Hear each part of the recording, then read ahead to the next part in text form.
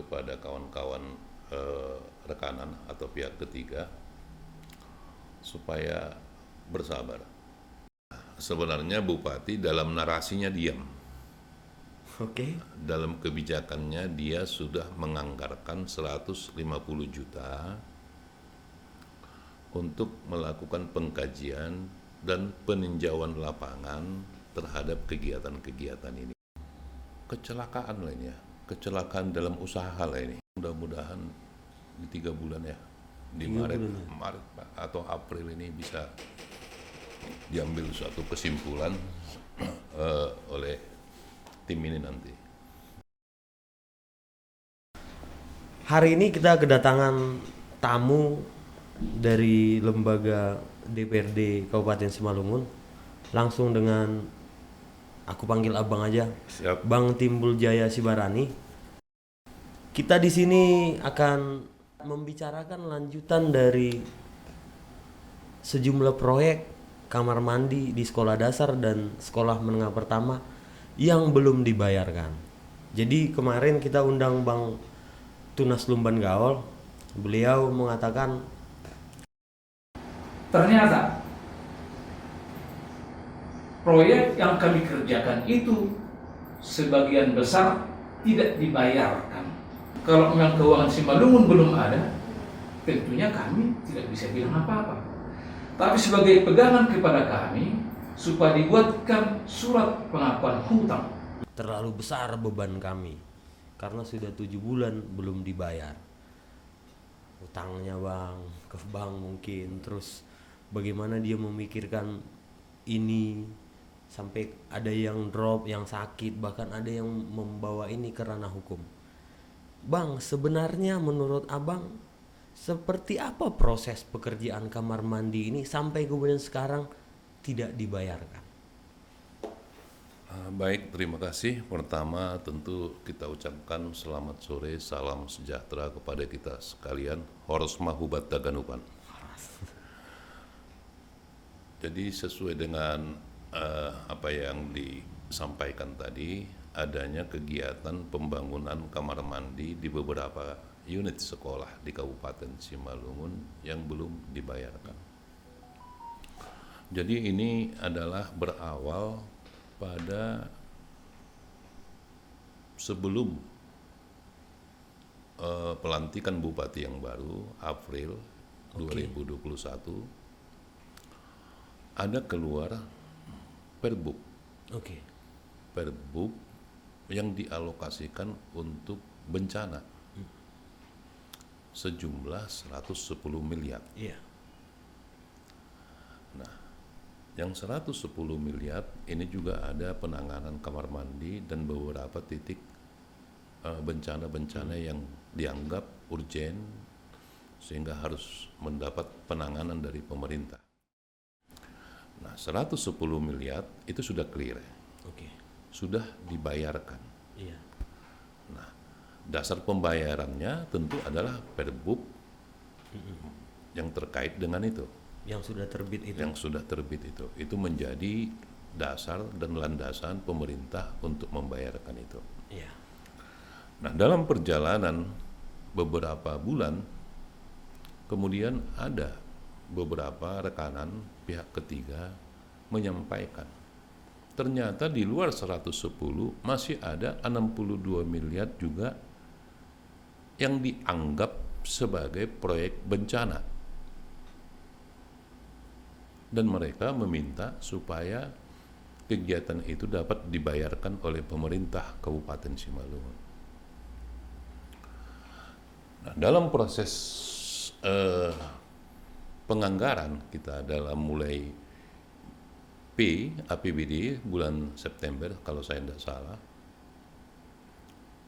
hal ini tidak ada pengajuan dari pemerintah Kabupaten Simalungun. PAPBD ya bang? Iya. Kemudian namun oleh beberapa rekan-rekan anggota dewan juga mempertanyakan ini dalam rapat badan anggaran.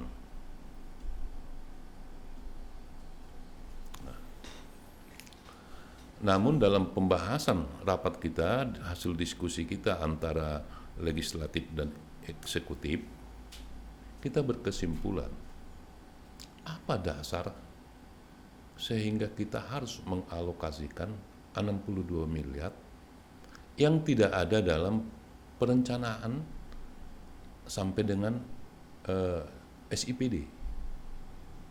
Nah,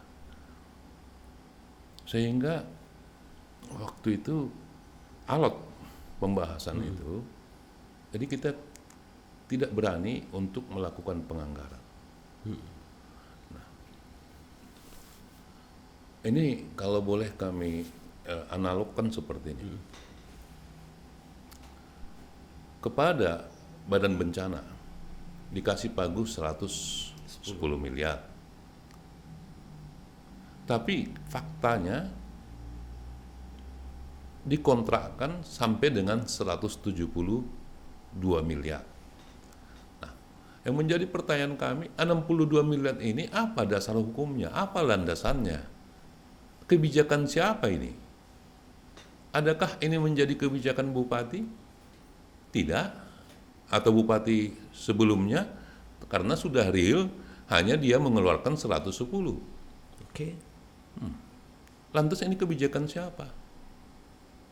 Nah, itulah yang menjadi kekhawatiran kita, sehingga kita waktu itu ragu dalam mengalokasikan anggaran di BTT itu sejumlah 62 miliar itu. Kita tidak melihat ada landasan atau payung hukum. Nah, seperti itu dia. Nah, Bang, ketika pandemi kan awalnya ini semua berawal dari pandemi, kemudian dijadikanlah ini bencana. Dan kemudian dianggarkanlah lewat Perbup itu 110 miliar seperti Abang bilang. Ternyata tidak bisa mengcover semua pekerjaan. Sebenarnya apa yang membuat suasananya jadi seperti ini? Misalnya gini, Bang. Kan tidak mungkin salah hitung kan, Bang? Ada sekian kamar mandi yang harus dibangun. Budgetnya 48.500.000 dengan pajak. Dikalikan kan tentu nggak akan lari itu hitungannya.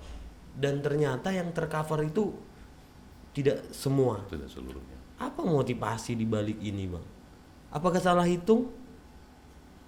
Jadi kita pun agak bingung juga ini persoalan ini. Kalau disebut salah hitung, sebenarnya kegiatan bencana ini pun sebenarnya ada proses. Oke. Ada proses, misalnya kalau itu dianggap urgen, tentu kepala OPD kan mengajukan kepada pimpinannya. Nah, kemudian pimpinan, bupati ataupun sekda mengeluarkan SK. Iya. Kalau itu adalah sesuatu kegiatan yang harus ditangani karena dianggap menjadi pos mayor atau bencana lah. Iya. Nah, untuk membackup ini, maka dikeluarkanlah Perbup sebagai dasar nanti untuk melakukan pembayaran atau untuk menampung anggaran. Nah, Perbup itu kan ada dua sebenarnya. Satu, Perbup itu adalah penjabaran APBD. Dua, mengisi kekosongan ketika misalnya belum ada diatur. Misalnya bencana itu kan tidak direncanakan. Jadi ada kekosongan di situ sehingga boleh Perbup untuk membackup ini. Oke. Nah, maka saya pun agak bingung kalau dibilang salah hitung. Iya. Artinya kita kesampingkan tuh, tidak mungkin, Bang. Tidak mungkin salah hitung. Toh juga seharusnya OPD-nya kan seperti ini. Ada bencana di sana 1, 2, 3, 4, 5, 6. Bisa saja dia mengajukan 200 miliar. Katakan 200 miliar. Tapi oleh bupati mungkin dengan dasar pertimbangan teknis dan kemampuan keuangan keluar 110. Nah, 110 sebenarnya kan OPD itu harus melakukan kegiatan hanya sebatas dengan pagu anggaran yang sudah dialokasikan ke OPD itu. Ya. Artinya dia hanya bisa mengkontrakkan hanya sebatas 110 miliar. Nah, kemudian ada lebih. Saya tidak tahu. Oke bang, Persoalan siapa? itu secara agak susah memang menerawang ke dalam. Tapi kan kawan-kawan kontraktor ini nggak tahu dia sampai ke situ bang. Emang dia investigasi betul atau tidak? Apalagi ini udah dinyatakan bencana. Dan sepengetahuan abang lah, kalau namanya proyek bencana itu kan kadang bisa kurang dananya, bisa lebih.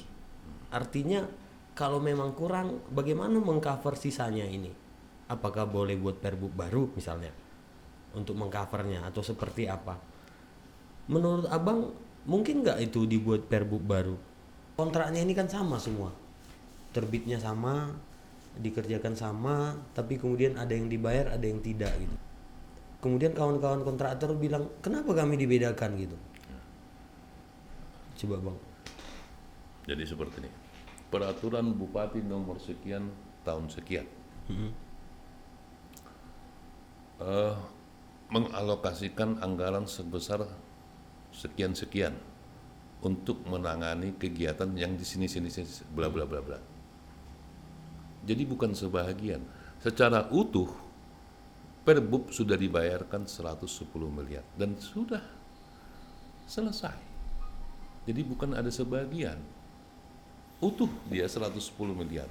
Nah, pertanyaannya kenapa dibilang sebagian? Ada 62 miliar. Sebenarnya bukan bahagian dari ini. Iya. Nah, jadi tidak juga sebahagian. Iya. Nah, ada kegiatan 62 miliar di luar daripada Perbub yang 110 miliar. Jadi kita dudukkan dulu persoalan kurang lebih. Ada bencana putus jembatan. Lantas oleh kebijakan pemerintah dialokasikanlah 100 miliar.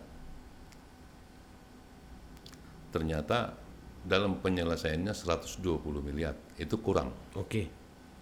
Ya kan? Kurang. Jadi kurang dalam kegiatan. Bukan kurang dalam menciptakan kegiatan. Harus berbeda itu. Oke. Nah, apakah ketika Perbub itu pertama kali terbit jumlahnya udah segini? Tentu sih iya. Memang 843 kalau tidak salah unitnya kamar mandi sekolah itu. Ketika Perbub itu terbit, jumlahnya memang segitu sepengetahuan abang? Ya pastinya iya. Karena Pastinya dapat iya. kita pastikan. Karena Perbub itu 110. Kalau kita balik ke belakang, di BTT anggaran itu nggak sampai 100 miliar. Kalau saya tidak salah hanya 90 sekian miliar. Berarti ada tambahan lagi? Ada. Nah bang, aku memang koreksi lah aku bang, nggak apa-apa lah, tapi aku pengen tahu. Kalau 110 sudah ada anggarannya dan jumlah unitnya 843. Tunggu, saya stop dulu. 110 itu belum ada anggarannya karena dialokasikan di BTT kita waktu itu hanya 90 sekian miliar. Iya. Nah, itulah yang disebut kurang itu tadi. Kita tambah karena memang Perbub dasarnya ternyata setelah mungkin bupati dan teknis melihat butuh 110. Tambah uangnya. Tapi unitnya udah tahu nggak di situ bang? Ya pastinya harusnya udah tahu. Makanya aku bilang apa mungkin salah hitung ini? Enggak mungkin. Nah kalau nggak mungkin salah hitung, kenapa gantung barang itu dibuat? Kita pertanyakan juga persoalan gantung. Gantung di mana? Dia ternyata nggak bisa mengcover semua kan bang? Tunggu dulu. Gantung dalam persoalan kegiatan kamar mandi atau gantung dalam jumlah unit. Nah ini. Oke. Nah, jadi Ya. supaya kita pahami dulu urgensinya. Iya. Nah bang, dewan itu kan 3 fungsinya bang. Ya. Legislasi, anggaran, dan pengawasan. Bagaimana kemudian abang melihat semuanya ini kerjaan abang nih semua. Fungsinya selain membuat perda kan, memang inilah fungsi utamanya.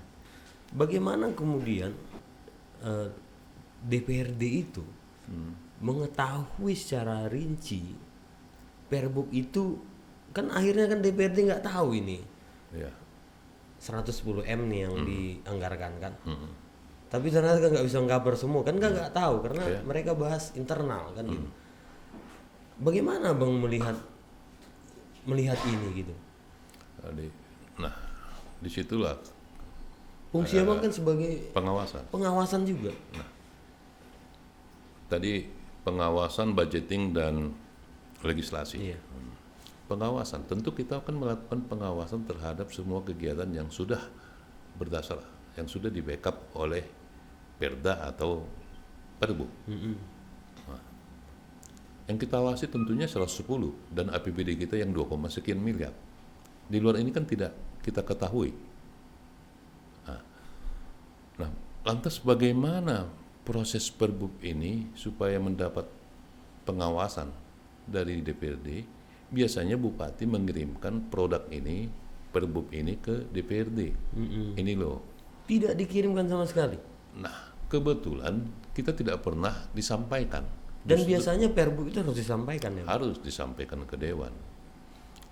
Kita kan mau pastikan juga, misalnya APBD kita 2,4 miliar. Betul enggak Perbub itu merupakan penjabaran 2,4? Jangan-jangan seperti ini juga. APBD kita sahkan 2,4, dalam Perbubnya muncul 2,6. Ini agak bahaya kalau dibahas, tapi nanti kita sambung lagi bang, kita break sebentar. Subscribe kan sekali. Aku nggak mau terlalu masuk ke situ bang, karena ada sesuatu yang harus aku ungkap dan aku harus punya faktanya kan gitu. Tapi oke lah, aku anggap tidak salah hitung lah. Tapi apa, ada siasat? Ada. Seperti apa siasatnya bang? Nah, kemarin kan kita juga dengar hasil bincang-bincang dengan pihak ketiga.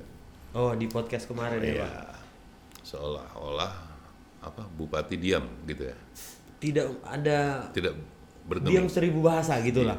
Kalau turun Bapak Bupati, saya kira ini langsung Bapak Bupati pasti ada jalan keluar. Saya yakin. Sepertinya masih diam 1000 bahasa. Diam 1000 bahasa. Seolah-olah Tidak terjadi apa-apa. konyol. Iya Pak. Tidak ada persoalan. Iya. Nah, sebenarnya bupati dalam narasinya diam. Oke. Dalam kebijakannya dia sudah menganggarkan 150 juta untuk melakukan pengkajian dan peninjauan lapangan terhadap kegiatan-kegiatan ini. Apa namanya bang tadi? Pengkajian, Ah. pengkajian dan peninjauan lapangan terhadap kegiatan ini 150 juta. Nah, kita harapkan nanti berdasarkan kajian ini bisa diambil suatu keputusan Oh, oke. dalam melakukan kebijakan terhadap kegiatan Artinya dibentuklah tim ya bang. dibentuk. Itu siapa aja yang dilibatkan di dalam bang? Kalau kemarin kita kan sudah ada berbincang-bincang juga dalam pembahasan, mungkin melibatkan APH. Walaupun sebenarnya ya kalau kita mau jujur kan sebenarnya pihak ketiga ini tidak boleh dirugikan, Iya, karena tugas pemerintah juga iya. untuk melindungi semua masyarakat di Simalungun ini, dan secara prinsip APBD itu tidak boleh merugikan pihak ketiga. Itu secara prinsip. Iya. Nah,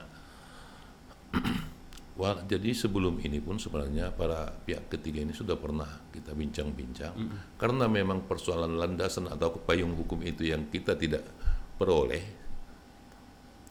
Sempat juga kita sarankan memang ya udah gugat ke pengadilan Iya. supaya ada dasar kita.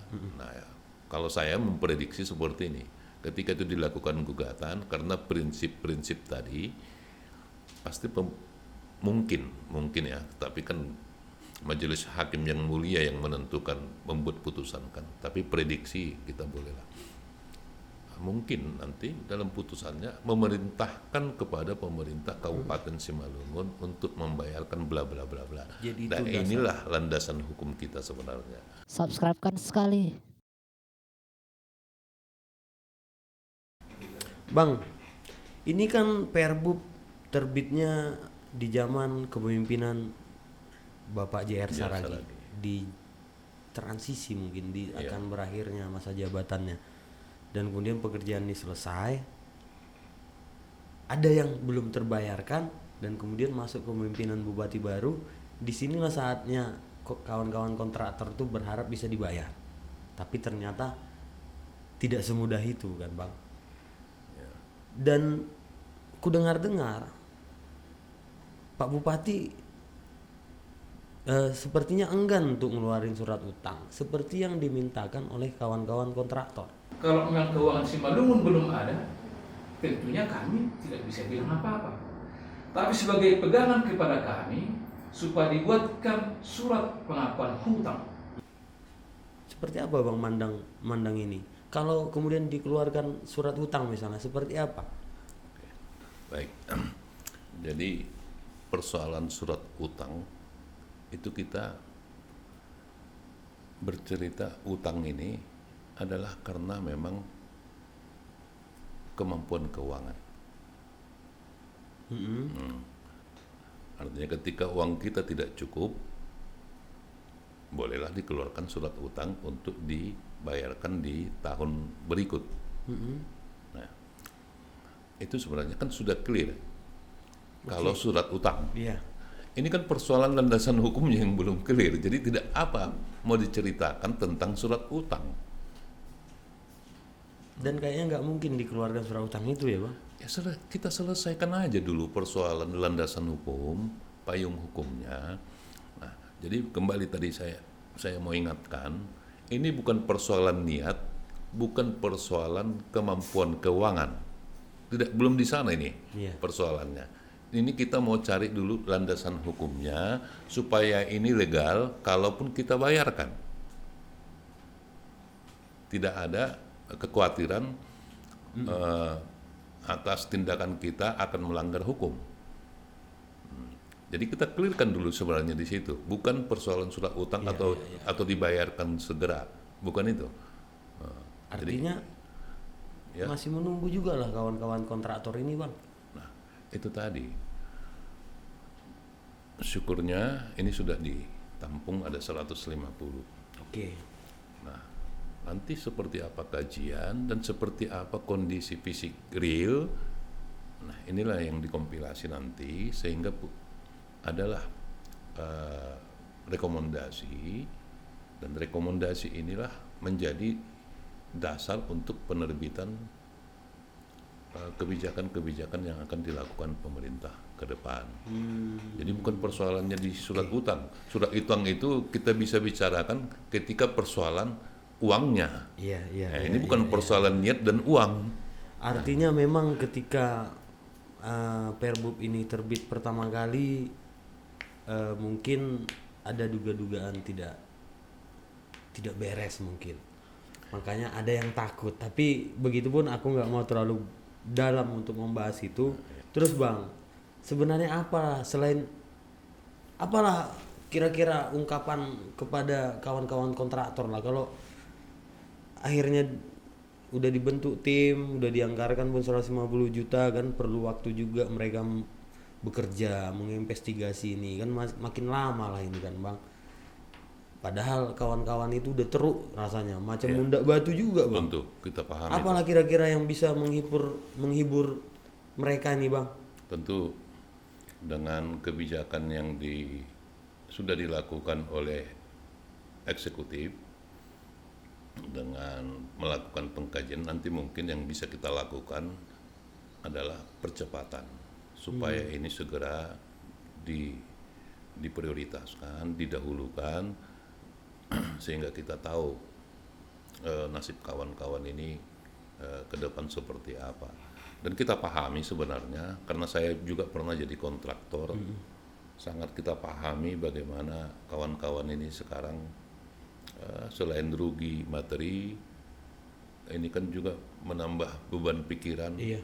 bagi mereka, apakah bisa dibayar, apakah Iya. tidak bisa dibayar. Tapi saya mau sampaikan, sebenarnya kita bukan persoalan di sana, persoalan niat atau tidak niat, tapi itu sebenarnya semata-mata hanya mencari landasan hukum supaya kita semua tidak terseret-seret dalam persoalan hukum ke depan. Iya, iya.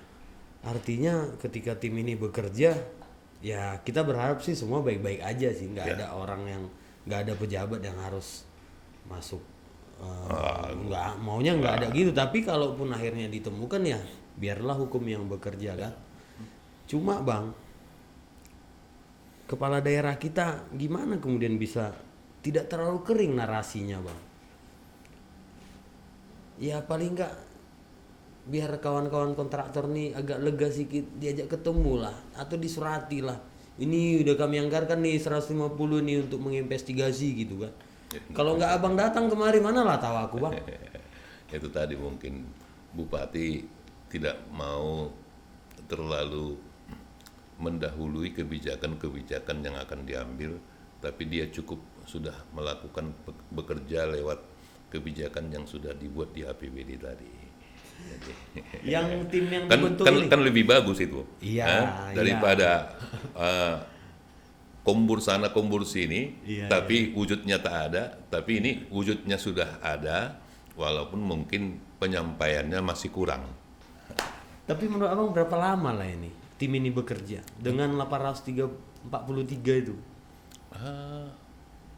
Saya pikir kan kalau kita dorong ini bisa cepat. Ya nanti kita akan dorong mudah-mudahan di 3 bulan ya, di Maret atau April ini bisa diambil suatu kesimpulan oleh tim ini nanti. Kita Bang, dorong. Teman-teman pemborong kan kemarin curhat juga lah.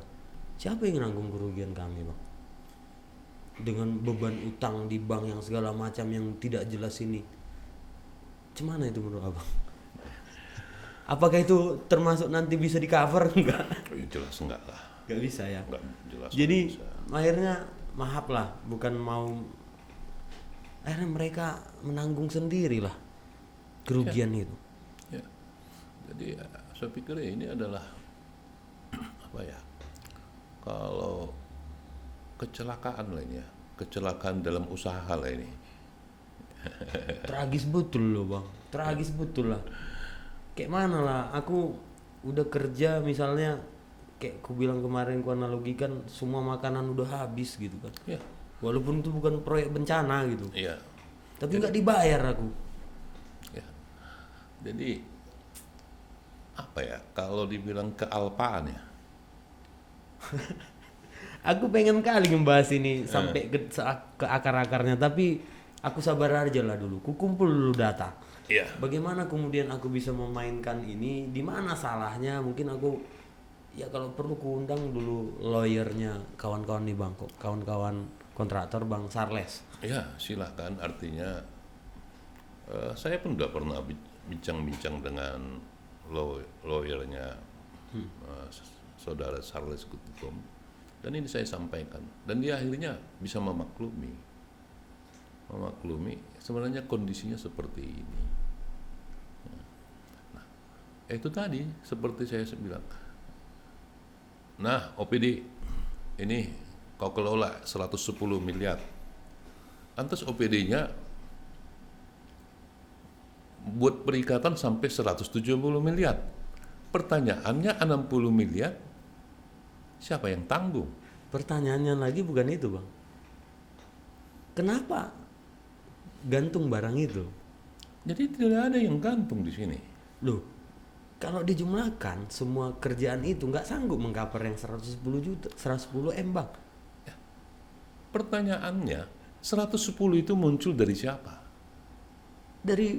Pasti kan dari ya, OPD ke OPD, Bupati ya. yang lalu. Nah, Ya dikeluarkan 110. iya. Ya kerjakanlah 110. Berarti nggak duluan itu unitnya keluar baru anggarannya. Harusnya unitnya duluan. Nah, nggak Jadi bisa dihitung rupanya, Bang. harusnya kan dihitung. Berarti salah hitung kayak tadi balik juga. Saya nggak tahu apa Apakah salah itu? Cuma sederhananya begini. Bang Alpin, saya mau beli rokok 3 bungkus. 1 bungkus 25.000. Maka saya butuhkan anggaran 75.000. Kan gitu. Iya. Berikut pajak dan bla bla bla sekalian. Lantas saya minta ke kios-kios, masukkan rokok. Akhirnya masuk rokok 5 bungkus. Salah siapa? Pak Alpin sebagai bupati. Uangmu cuma cukup 75.000 tapi dapat rokok 5 bungkus. Ya, tapi saya minta 5 bungkus. Terus sisanya itu siapa yang disuruh ya bayar, Bang? Kan udah, sebenarnya kan sudah clear. Orang pimpinan bilang 3 bungkus. Ya lebihnya. Ada yang nggak bisa. Tapi kalau dibilang salah itu kayaknya enggak. Kalau ada siasat biarlah nanti aparat penegak hukum yang melihat persoalan ini. Yang pasti aku pikir nggak terlalu panjang lagi kita, Bang. Ya. Cuma cobalah Bang kasih closing statement lah ke kami. Baik. Kepada kontraktor juga, kepada eksekutif juga. Baik, jadi saya mungkin hanya sampaikan seperti ini kepada kawan-kawan rekanan atau pihak ketiga supaya bersabar demi keamanan, kenyamanan kita bersama. Janganlah kita terburu-buru, tergesa-gesa sehingga akhirnya nanti menjadi pelanggaran hukum di kemudian hari. Nah, dan kepada eksekutif juga kita mendorong supaya ketika APBD kita untuk 2022 mendapat evaluasi dari gubernur, kemudian sudah bisa dilaksanakan berbagai kegiatan yang ada di APBD, supaya mendahulukan kegiatan pengkajian terhadap proyek-proyek yang 62 miliar ini. Dan kita juga berharap secepatnya bisa mengambil kesimpulan sehingga bupati bisa membuat kebijakan terhadap kegiatan yang 62 miliar ini. Oke, sekian dulu podcast kali ini dan kita sangat berterima kasih kepada Bang Timbul Jaya Sibarani yang sudah meluangkan waktunya dan mudah-mudahan ada waktu Bang Timbul bisa main lagi kemari. Siap, bisa ngasih kalau diundang. Ya pastilah, kami pasti mengundang kalau ada hal yang mungkin lebih menarik dari sini gitu. Baik, siap. Terima kasih Bang Timbul, salam sehat. Horas. Horas.